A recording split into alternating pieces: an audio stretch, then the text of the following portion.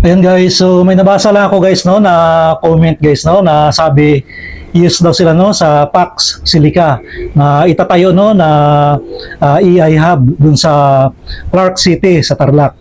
So boundary to ng Tarlac saka Pampanga guys no. Kasi guys, para daw magkaroon naman ng sariling AI hub or company yung Pilipinas at kumita. So guys, FYI lang guys no, for your information guys no. Yung AI hub na Pax Silica guys, hindi po yan pagmamayari ng Pilipinas. At hindi po yan magiging pagmamayari ng Pilipinas kasi pagmamayari po yan ng Estados Unidos or ng US guys or ng Amerika.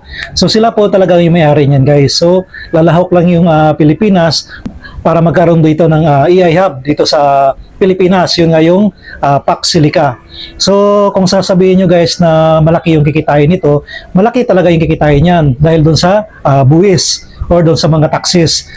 Kaya malaki po ang magiging income niya ng Pilipinas. Pero guys, sa ngayon kasi no, kumikita naman talaga yung Pilipinas. Ang problema kasi natin dito, yung mga government official, yung mga corrupt official. Hindi lahat guys kasi marami pa rin yan na hindi mga corrupt, maayos o matitino.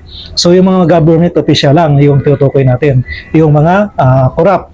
So kahit guys napakadami or napakalaking taxes or income ng Pilipinas ang papasok sa atin, kung nandiyan pa rin yung mga yan, wala pa rin mangyayari sa Pilipinas.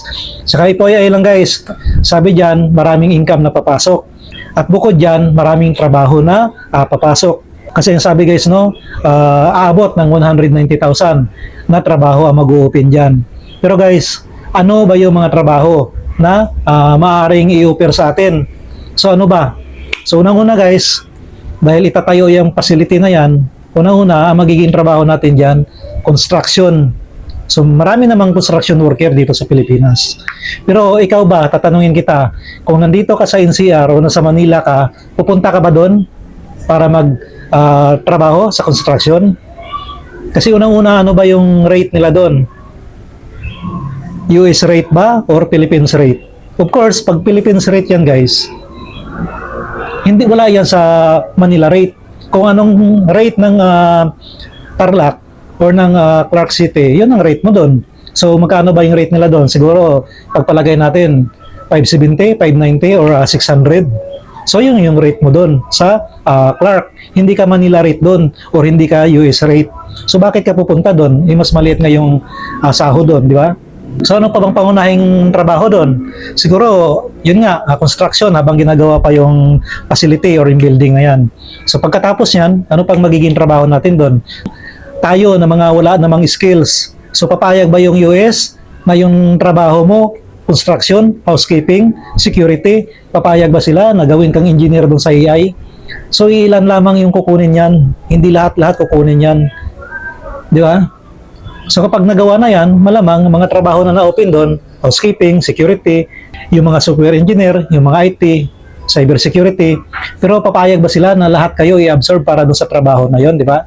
Ilan lang din yung magkakaroon ng trabaho na ganyan. And of course, hindi yan papayag na purong Pilipino yun nandun.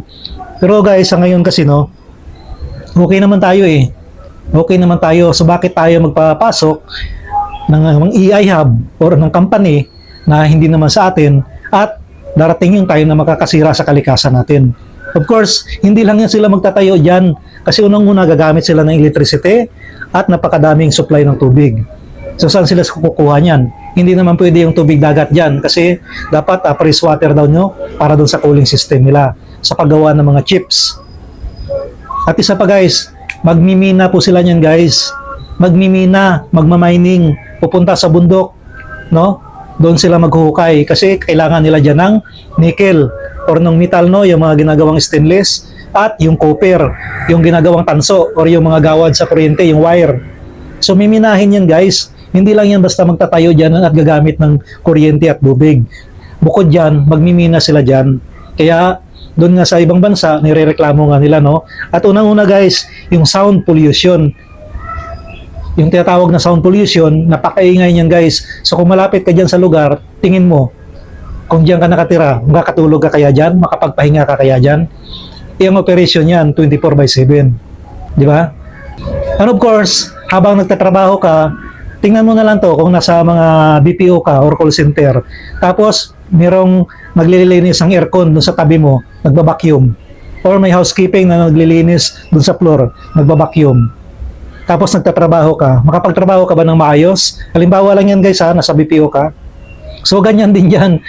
Tanungin din kita, so paano naman ngayon kung nagtatrabaho ka mismo dun sa loob ng EI Hub? Di ba? Tapos ganyan kaingay. Hindi lang dun sa nakatira ha, bukod pa dun sa nakatira. Kung paano mismo kung ikaw yung nagtatrabaho dun sa loob mismo ng facility. Siyempre, papasok ka dun, magtatrabaho ka. So, tingin mo ba, komportable ba dun sa tainga mo, sa pakiramdam mo?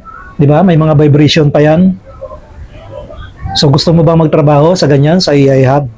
Na unang-una, nakakasira sa kalikasan natin. At guys, sa ngayon, pag natayo yan, hindi natin yan mararamdaman. Tayo, yung mga nandito, hindi natin yan mararamdaman. Sino makakaramdam talaga niyan? Yung next generation.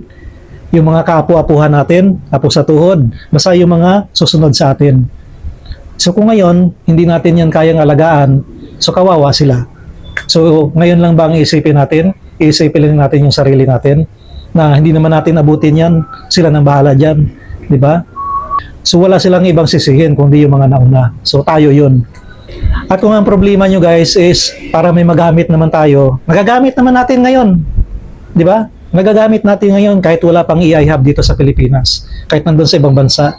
So bakit natin kailangan papasukin dito kung nagagamit naman natin? Di ba? Ano bang habol natin? Yung pera na papasok sa Pilipinas, sa government natin, which is ang daming pera, pero kinukuha lang ng iba. So, pag-isipan natin guys, dun sa mga nag-a-agree, no? Baka ngayon hindi nyo yan naintindihan, pero darating yung araw, maintindihan nyo rin yan. Pero baka huli na din yung lahat, kasi pinayagan na natin.